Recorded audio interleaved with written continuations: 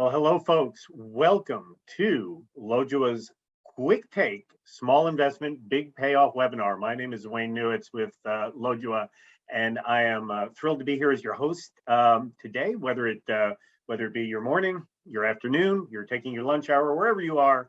Thank you for joining us.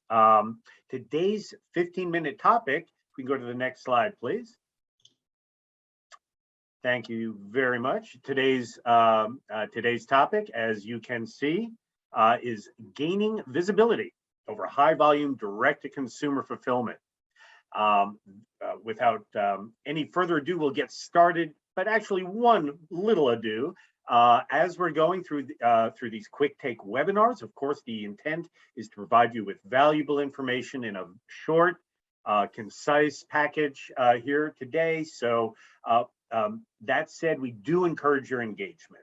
So please make use of the question and answer section of the webinar screen here. Let us know anything that you'd like to know more about, any questions or comments you have, or any suggestions that you have for us as we go through this webinar today.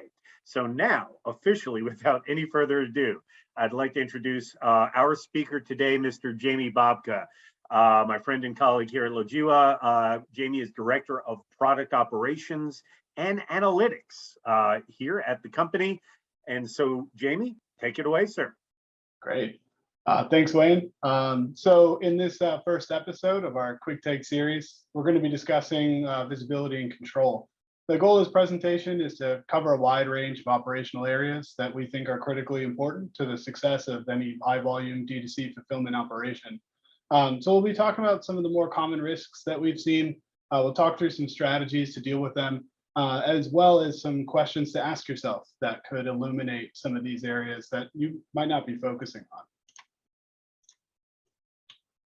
So as a structure for this conversation, we'll be breaking down three key areas to maintain visibility and control over in your operation. Each of these areas contains several threats to your operational efficiency, as well as several opportunities to exploit. So those categories, orders and channels, inventories and stock management, and then shipments in the outbound process. But before we get into any of the specific risks, I want to take a minute and kind of frame out how risk management applies to this conversation. And let's see how the visibility and control topic looks through the lens of risk management. So first of all, lack of efficiency is a major risk that threatens your profitability. Order execution, stock availability, labor costs, shipping processes, etc. These are all things that carry risks if they're not managed properly. In order to identify and manage these risks effectively, you need visibility and control over your operation. With good visibility, you can see potential risks coming and you can create plans to mitigate against them. And with strong control, you can effectively steer your operation to avoid or exploit these risks. So threats are typically managed through a risk management strategy, whether or not you have a formal one or not. But the practice of risk management isn't all about threats. It's also about managing opportunities. Threats are the more common of the two. They're the risks that carry negative outcomes that we're the most familiar with because we're mostly used to solving issues as they come up. Opportunities, though, these are also classified as risks, but they carry positive outcomes that you want to seek out. They often don't present themselves to you as problems do. And these are often overlooked despite being equally, if not more important to an efficient operation. So both of these are important to maintain visibility of. They often contrast each other, and failure to control them results in profitability left on the table. So to bring that into context of this conversation, there's some operations that can handle these risks and be more or less efficient based on how they handle them. Most folks out there can mitigate a threat if it comes up. So if you run out of packing supplies, you can go order more for next day delivery, or you can run out and get some.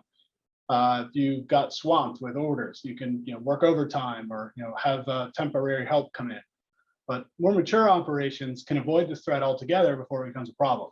Maybe you can have a supervisor maintain a tracking sheet to control packing supply reordering, or your sales operations team creates an annual report that gives you some visibility into surges and seasonality of orders. But the most efficient of operations, and what we really want to try to get to, the ultimate goal, is the ability to create a risk strategy that prepares for the threats and seeks to exploit and invest and aim at opportunities that present themselves. So maybe your WMS is tracking packing supplies for you, which leaves your supervisor the opportunity to focus on other things. That's an opportunity for efficiency to aim for. Maybe you're able to see order data trends inside of the system that you're using every day, allowing you to prepare for a surge by organizing your inventory in advance in an optimal way, or allowing you to avoid hiring temporary help or forcing the staff to work overtime because you've increased their efficiencies. That's also an opportunity to be exploited. So hopefully that risk opportunity framework here kind of resonates as we talk through these three different topic areas to try and identify what some of these risks are, and not only the threats, but the opportunities that we can try to exploit. So with the risk management framework out of the way, let's move on to some specific areas to talk about. So let's start with the first area, order management. Here are some of the areas of risk to consider, and as well as some questions that you could ask yourself to get the conversation going. So first of all is order workflow. Are your order channels organized so that you can efficiently receive orders through them? Are they funneling your orders to the proper locations, to the proper teams, to the proper workflows without any manual intervention?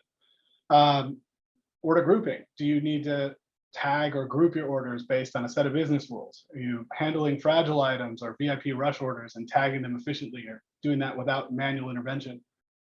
And finally, order trends. Do you really have a strong understanding of seasonality outside of peak seasons and some of the more common ones? Do you really know the timing and impact of sales trends? So these are three good questions to ask yourself about these areas. And I'm gonna, on the next slide, talk a little bit about some mitigation strategies. So I'm gonna jump around back and forth into our platform to talk about some of these cases, and then and kind of highlight some strategies as I do that. So first of all, for store management, disorganized channels and workflows, this is a threat to the way that your orders come in, to make sure they're processed on time.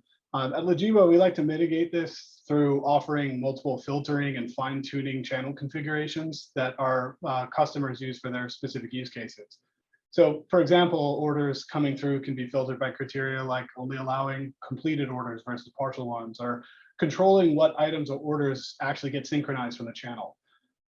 We've also deployed some finely tuned algorithms for many of our customers, which do things like feed our order routing engine, which sends orders to the appropriate locations. These types of tools are pretty common. We feel like we do a pretty good job of covering these types of use cases with our channel partners. So if you aren't leveraging this type of control with your current solution and you're doing a lot of manual processing in the back end, this could be a great opportunity to increase in efficiency. Moving on to order grouping. So tagging or grouping orders based on some kind of common thread or criteria, things like fragile or VIP orders.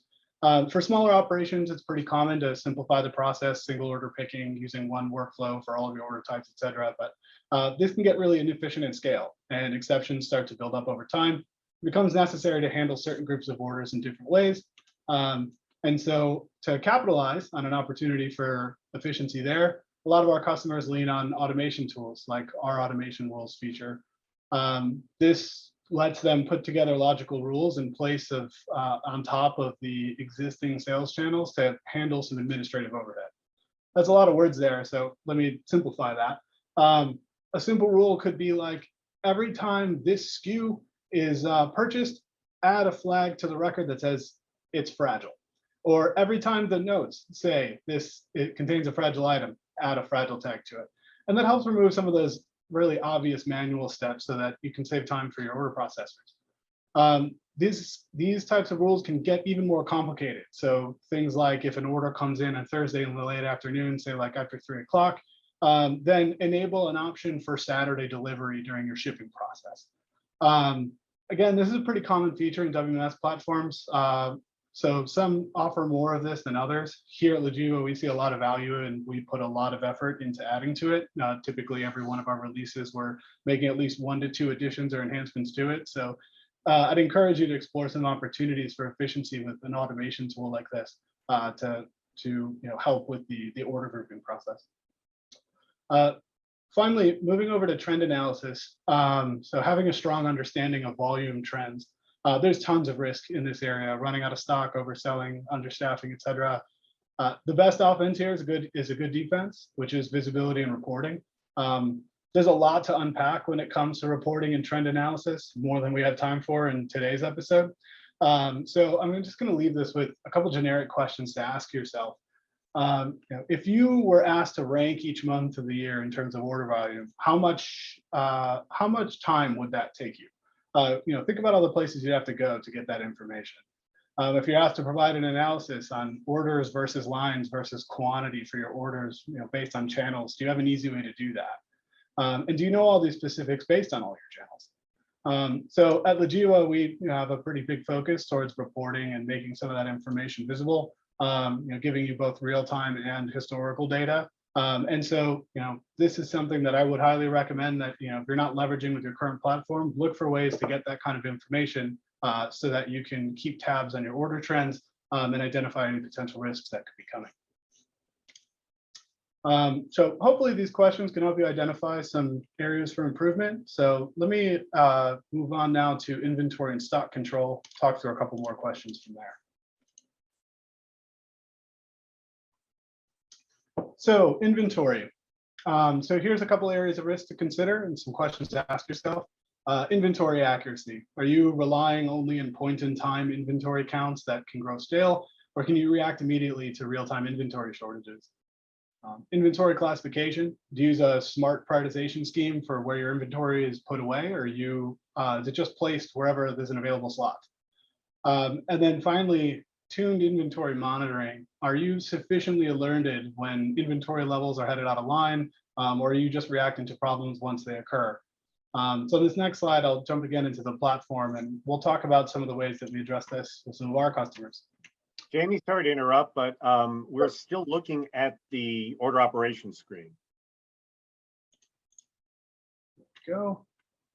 So we didn't see the last slide. Oh, thanks for. No worries.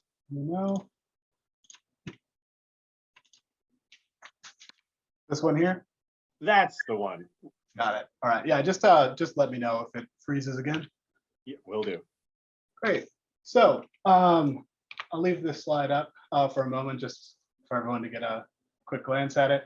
But so jumping into these three different areas, I am going to show a few areas of our platform here. So first, when it comes to inventory accuracy. So you hear the phrase a lot of a real-time picture of your inventory or real-time picture of stock. And I don't like to look at inventory as a picture. It's not two-dimensional and it's not static. It's a lot more like a 3D movie where stock is moving constantly, moving from the dock to being staged, put away, replenished, picked, packed, shipped, marked as ineligible. There's a lot of different statuses and moving pieces there. And that visibility and knowing where all those units are is critical to ensure that you're identifying any bottlenecks, as well as mitigating any risks of things like oversell or out of stock situations. So number one, there's two primary reports that you should be looking to be able to generate on the fly and be able to analyze at any point. So one, getting visibility with any consolidated status of your stock, which isn't just how many units we have, but how many units are allocated, how many are quarantined, how many are available, how many have been promised, etc. So in Logiwa, we offer a couple different versions of this report that kind of breaks out those different types of categories, so you can see where your inventory is. And this is something that I would encourage you to seek out in your own operation as well. Moving on to the inventory classification portion of this, using prioritization schemes for where your inventory is put away, or if it's placed in the location wherever it has room. There's a major opportunity for optimizing walking time and identifying fast movers and controlling where they're stored, which can really help with increasing picking speed. So most commonly, this starts with priority classification or ABC classification. So I'm gonna jump on over here for an example of this.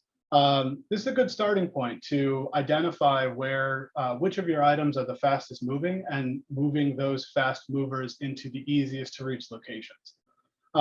There's a lot of methods to build on this as well. So like using order grouping or tagging mechanics that we discussed earlier to create different workflows based on order criteria. Single item orders or items that are commonly picked with just one unit Those could be organized together in a similar location and picked and grouped together so you can maximize the efficiency of both your put away staff and your pickers. We at Logiwa, we use a series of put away algorithms and picking algorithms for our customers to really tune this workflow based on the unique characteristics of their business and their warehouse. But this is something to generally take a look at of, am I putting the items in the right place to make sure that my pickers are having the easiest time to access their items. Finally, let's talk about the inventory monitoring tuning. So being alerted when inventory levels are heading out of line.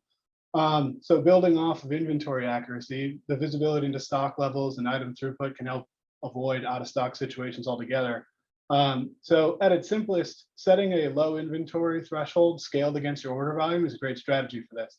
If you typically hold 100 units of inventory, you might say that your safe inventory limit is 5. Or if the item is a faster mover, you might say it's 10. So we use a system limit in these cases with our customers so that they can get their alerts when they know that an item is getting low.